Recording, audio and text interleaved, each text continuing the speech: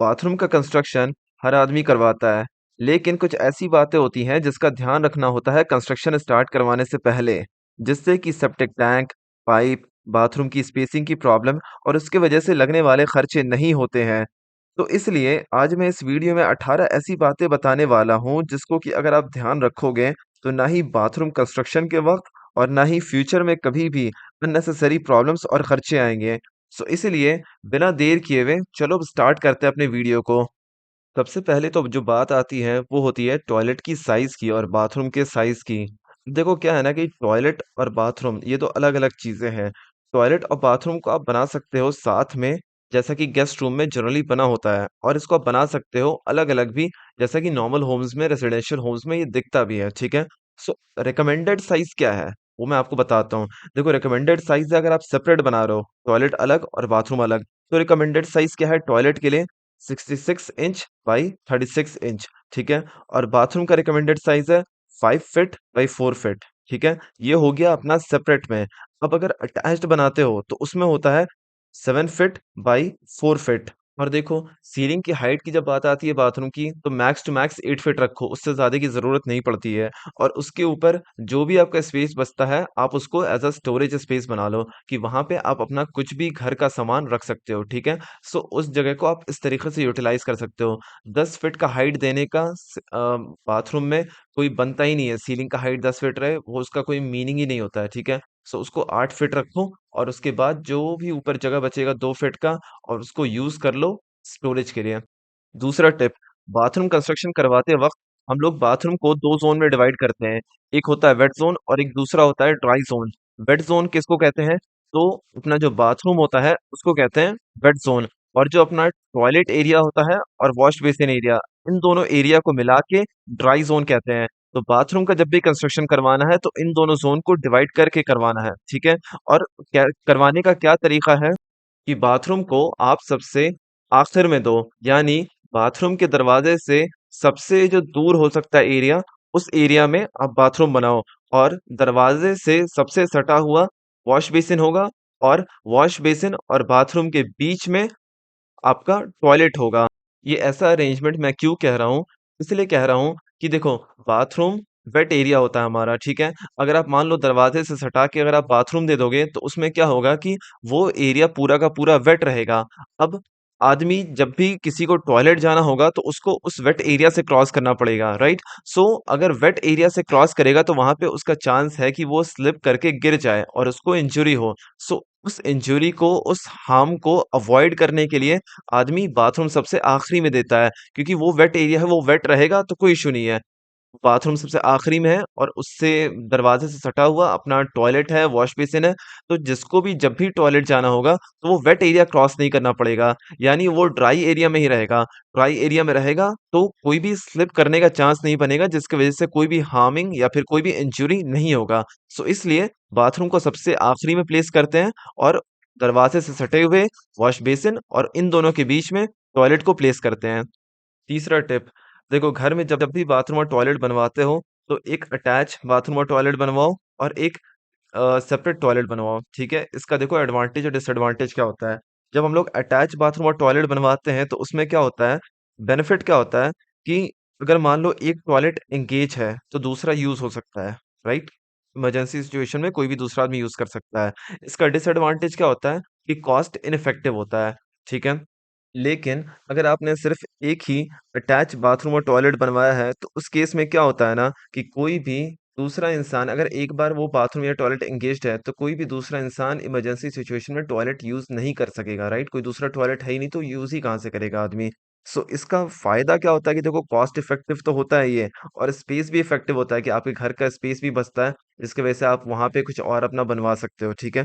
वो कोई इशू नहीं। लेकिन इसका नुकसान ये होता है कि कोई दूसरा आदमी यूज ही नहीं कर सकता, इमरजेंसी सिचुएशन में आदमी क्या करेगा फिर? सो इसलिए आपको हमेशा एक अटैच बाथरूम और टॉयलेट बनवाना है और एक अलग से एक और सेपरेट टॉयलेट बनवाना है। चौथी टिप, किस तरीके का आपको कॉमोड यूज करना है ये चीज आप पहले ही डिसाइड कर लेना ब्रिक मेसनरी होने से। क्यों? अगर आप फ्लोर कॉमोड यूज कर रहे हो तब तो ठीक है, कोई इशू नहीं है, लेकिन अगर आप वॉल कॉमोड यूज कर रहे हो तो आपको उसका फ्लश टैंक इंस्टॉल करना पड़ता है ब्रिक मेसनरी के अंदर ही। सो इसलिए डिसाइड कर लेना कि फ्लोर कॉमोड यूज करना है या फिर वॉल कॉमोड। बाथरूम में आपको वेंटिलेशन ज़रूर से प्रोवाइड करना है। कई सारे लोग होते हैं कि सिर्फ़ फ़ैन लगा देते हैं छोटा-सा फ़ैन लगा देते हैं और सोचते हैं कि उससे हो जाएगा काम। लेकिन उससे फ़ैन से सिर्फ़ काम नहीं बनने वाला है। अगर आप अटैच्ड बाथरूम दिए हो तो, ठीक है? अगर आप सेपरेट अगर आप टॉयलेट दिए हुए हो, तो उसमें हो जाएगा एक छोटे फ़ैन से, कोई इश्यू नहीं रहेगा उसमें। लेकिन अगर आपका अटैच्ड बाथरूम और टॉयलेट दोनों है, तो उस केस में आपको एक रिकमेंडेड साइज़ का वेंटिलेशन और फैन भी देना पड़ेगा। वेंटिलेशन का रिकमेंडेड साइज़ है 2 फीट बाय 2 फीट और ये मिनिमम होता है और इसका फ़ायदा ये होता है कि इससे फ्रेश एयर और सनलाइट क्रॉस करता रहता है। सिक्स्थ टिप, घर पे जब आप बाथरूम में कंस्ट्रक्शन करवा रहे हो तो उस टाइम पे वाटर प्रूफिंग ज़रूर से करवाओ। वाटर प्रूफिंग करवाने का ये फ़ायदा होता है ना कि देखो एडजेसेंट दीवारों में ना जो आपका जो चारदीवारी है बाथरूम का उसमें सीलिंग का पानी अब्ज़ॉर्ब होके दूसरे साइड पे नहीं क्रॉस करता है, ठीक है? अगर वाटर प्रूफिंग नहीं करवाओगे तो सीलन होगी और फिर उसके बाद दूसरे साइड की दीवारों में ना जो भी आपने पेंट किया होगा उसका पपड़ी बन के निकल जाएगा। तो उस पपड़ी बनने के निकलने की वजह से जो भी नुकसान होना है आपको पैसे का सो उस उन सब चीज़ों को बचाने के लिए आप वाटर प्रूफिंग ज़रूर से करवा लेना जिस टाइम आप बाथरूम में कंस्ट्रक्शन करवा रहे हो, ठीक है? सातवां टिप, देखो जब आप अपने घर का कंस्ट्रक्शन करवा रहे हो, तो जब भी रूम्स में जो भी टाइल्स लगवा रहे हो आप, तो उस टाइम पे आप बाथरूम के फ्लोर पे टाइल्स मत लगवाना। क्यों नहीं लगवाना? क्योंकि अभी आपका वॉल में प्लम्बिंग वर्क होना बाकी है। एक बार जब प्लम्बिंग वर्क करवा लोगे तो उसके बाद बाथरूम के फ्लोर पे टाइल्स लगवा लेना, ठीक है? और देखो बाथरूम का जो फ्लोर लेवल है वो नीचे होना चाहिए रूम के फ्लोर लेवल से। ये क्यों होना चाहिए? इसका क्या फ़ायदा है? फ़ायदा ये होता है इसका कि जो भी बाथरूम का जो पानी है, वो आपके रूम के फ्लोर पे नहीं आएगा, ठीक है? अगर आप ऊँचा बनवा देते हो फ्लोर लेवल बाथरूम का रूम के फ्लोर लेवल से तो क्या होगा कि बाथरूम का जो भी पानी है वो आपके रूम में चला आएगा, ठीक है? सो इसलिए बाथरूम का फ्लोर लेवल हमेशा नीचे होना चाहिए। कितना? तो कम से कम 1 इंच रूम के फ्लोर लेवल से। और जब बाथरूम में आप टाइल्स लगवाओ तो एक बात का बहुत ही ध्यान रखना कि कभी भी एंटी स्किड टाइल्स लगवाना है। वो थोड़ा-सा रफ टाइल्स होता है, लेकिन वही यूज़ करना है। ऐसा नहीं कि आप शाइनी और ग्लॉसी टाइल्स यूज़ कर रहे हो। शाइनी और ग्लॉसी यूज़ करोगे तो पानी गिरेगा उसपे तो वो बहुत ही स्लिपरी हो जाता है सरफेस, ठीक है? सो वो चलने के लायक नहीं होता है, कभी भी आदमी स्लिप कर सकता है उसपे। सो इसलिए हमेशा एंटी स्किड टाइल्स लगवाना, उसपे पानी गिरता है बट फिर भी वो स्किड नहीं करने देता है, बिकॉज़ वो थोड़ा-सा रफ होता है सरफेस में, ठीक है? 8वाँ टिप डोर्स और विंडोज़। देखो विंडो का मिनिमम रिकमेंडेड साइज़ होता है 1.5 फीट बाई 2 फीट, ठीक है? या ये मिनिमम रिकमेंडेशन होता है। लेकिन प्रॉपर वेंटिलेशन के लिए आप 2 फीट बाई 2 फीट का ही विंडो साइज़ दो, ठीक है? और जब डोर की बात आती है, तो डोर्स नॉर्मली फाइबर का यूज़ होता है। लेकिन अगर आप अपने घर पे अगर वुड का अगर आप यूज़ करना चाहते हो तो उसपे क्या पीवीसी शीट चढ़वा देना ज़रूर से। क्यों? क्योंकि पानी से वो वुड खराब नहीं होगा आपका, ठीक है? सो पा वुड खराब ना हो इसलिए आप पीवीसी शीट ज़रूर से चढ़वा देना उसपे। 9th टिप, देखो जब भी बाथरूम में कंस्ट्रक्शन करवा रहे हो ना आप तो ज़रूर से संकन स्लैब डलवा लो। एकदम स्टार्टिंग में ही संकन स्लैब डलवाओ। इसका होता तो बहुत सारा फ़ायदा है, ठीक है? लेकिन मैं अभी पाइपिंग से रिलेटेड आपको बताऊँगा कि क्या फ़ायदा रहता है इसका। देखो संकन स्लैब में क्या होता है ना बेसिकली कि पाइप जो भी जैसे आप टॉयलेट कंस्ट्रक्शन करवा रहे हो तो उसमें कोई भी आप स्टाइल यूज करो इंडियन या वेस्टर्न राइट पाइपिंग सिस्टम रहेगा। सो पाइप जो है आपके टॉयलेट से सेप्टिक टैंक तक जो रन करता है तो वो सब संकन स्लैब में ही डाला जाता है, ठीक है? आपके टॉयलेट का जो भी पाइप रहेगा वो संकन स्लैब में ही डलता है, ठीक है? सो अगर आप मान लो कि संकन स्लैब आप नहीं डलवाए हो, नॉर्मल स्लैब कास्ट कर दिया, ठीक है? आप एक कॉन्ट्रैक्टर ने नॉर्मल स्लैब कास्ट कर दिया और उस केस में क्या होगा ना कि आप चाहे इंडियन स्टाइल यूज़ करो, चाहे फिर वेस्टर्न स्टाइल यूज़ करो। उस केस में आपको थोड़ा-सा अपने सैनिटरी वेयर को थोड़ा-सा अपलिफ्ट करवाना पड़ेगा, ठीक है? सैनिटरी वेयर को अपलिफ्ट करवा के और फिर उसके बाद वहाँ पे पाइप फिटिंग्स करवानी पड़ेगी, जिसकी वजह से उसका लुक बहुत ही खराब हो जाता है, ठीक है? सो इसीलिए जब भी बाथरूम के लिए कंस्ट्रक्शन करवाओ तो संकन स्लैब ज़रूर से डलवा लो, ताकि आपका पाइप प्रॉपर्ली डल सके और प्रॉपर लुक आ सके आपके बाथरूम का। 10th टिप कई लोगों का सवाल होता है कि सेप्टिक टैंक के ऊपर क्या बाथरूम और टॉयलेट बनाया जा सकता है क्या? या फिर डायरेक्ट पाइप का कनेक्शन कर सकते हैं टैंक से? तो देखो इसका जवाब ये है ना कि अगर आप जगह की कमी की वजह से अगर आप ऐसा करने का सोच रहे हो, तो आप आधे टैंक पे बना सकते हो, ठीक है? लेकिन पूरे टैंक पे नहीं बना सकते, ठीक है? फिर दूसरी चीज़ सेप्टिक टैंक का मैनहोल हमेशा एक्सेसिबल होना चाहिए ताकि उसको क्लीन करवाया जा सके हर 1 से 2 साल में। और तीसरी चीज़, पाइप का कनेक्शन कभी भी डायरेक्टली सेप्टिक टैंक से मत करना, नहीं तो उसके वजह से पूरे का पूरे घर में स्मेल भरा पड़ा रहेगा हमेशा, ठीक है? कभी भी डायरेक्ट कनेक्शन मत करना अपने टॉयलेट का सेप्टिक टैंक से, ओके? 11th स्टेप, देखो जो भी आप अपना पाइपलाइन करवाओगे टॉयलेट से सेप्टिक टैंक तक के लिए, उसका डायमीटर होना चाहिए, इंटरनल डायमीटर 6 इंच होना चाहिए। और फिर उसके बाद आप उसको जो रन कराओगे तो टोटल अंडरग्राउंड रखना, ठीक है? और उसमें स्लोप प्रोवाइड कर देना 5 to 10% का, ठीक है? 6 इंच थिकनेस और 5 to 10% स्लोप के साथ क्या होता है ना कि वो कंजस्ट नहीं करता है, मतलब वो चोक नहीं होता है, ठीक है? और 5 to 10% उसमें स्लोप रहता है, उसकी वजह से इजी पैसेज होता रहता है, ठीक है? सो इस चीज का ध्यान रख। 12th टिप, जब भी आप अपना पाइपिंग सिस्टम डाल रहे हो, ठीक है? सो उस टाइम पे कभी भी टी बेंड यूज मत करना, ठीक है? रादर 45 डिग्री बेंड यूज करना। इसका क्या फायदा होता है ना कि कभी भी चोक नहीं होता है पाइप, और दूसरी चीज कभी भी पानी वापस नहीं आता है, ठीक है?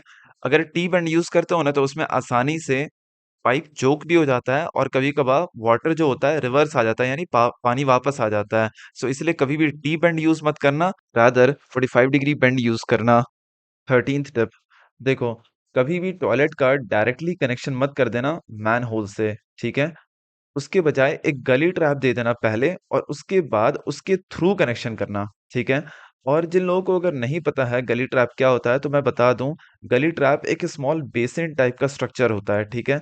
जो कि जिसमें कि पानी आता है, आपके घर से जितने भी पाइपिंग कनेक्शन है ना उन सभी चीजों का पानी आता है, जैसे कि किचन हो गया, फिर बाथरूम हो गया, टॉयलेट हो गया, वॉश बेसिन हो गया, इन सारे चीजों का पानी उस गली ट्रैप से होके गुजरता है।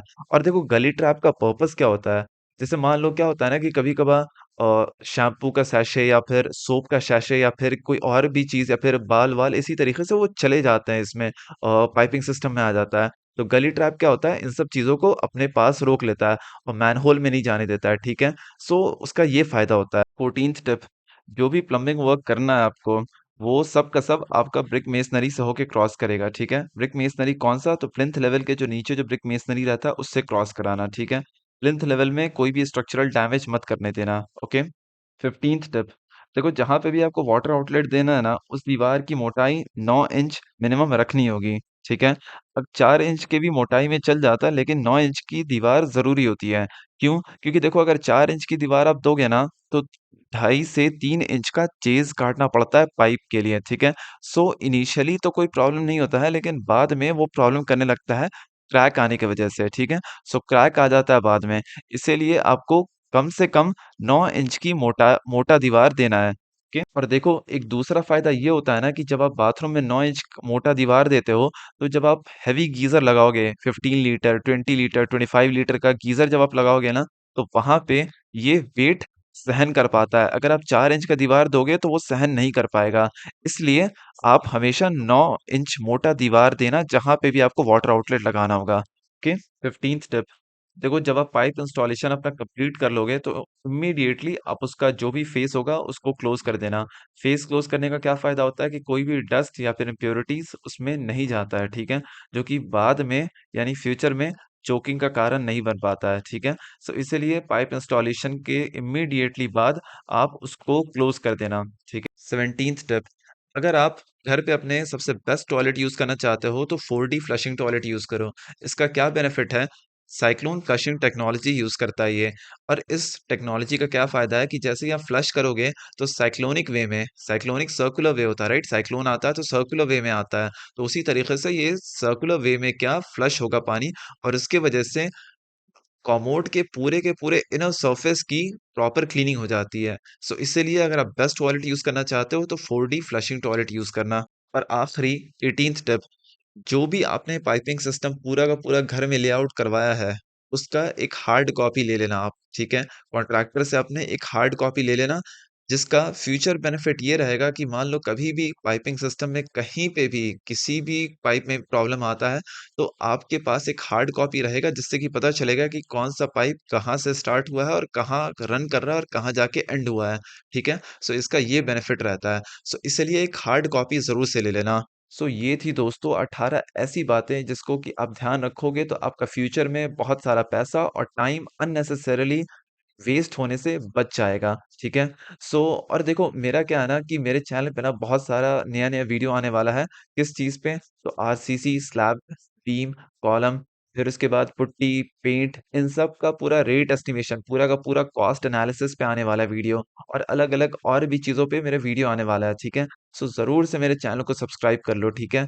और अपने दोस्तों के साथ भी देखो मेरे वीडियो को शेयर करो। आपने भी नॉलेज लिया इस वीडियो से, आप अपने दोस्तों को भी नॉलेज दो इस वीडियो से, ठीक है? सो मेरे चैनल को ज़रूर से सब्सक्राइब कर लेना और उनसे भी कहना मेरे चैनल को सब्सक्राइब कर लेने के लिए, ठीक है? क्योंकि बहुत सारा डिटेल इन्फॉर्मेशन मैंने दे रखा है, ऑलरेडी मैंने वीडियो बना रखा है अपने चैनल पे और भी वीडियोज़ मैं लाने वाला हूँ अपने चैनल पे, ठीक है? सो ज़रूर से सब्सक्राइब कर लो ताकि आपको तुरंत इसका नोटिफ़िकेशन मिलता रहे, ओके? सो चलो अगले वीडियो में मिलते हैं, तब तक के लिए थैंक यू।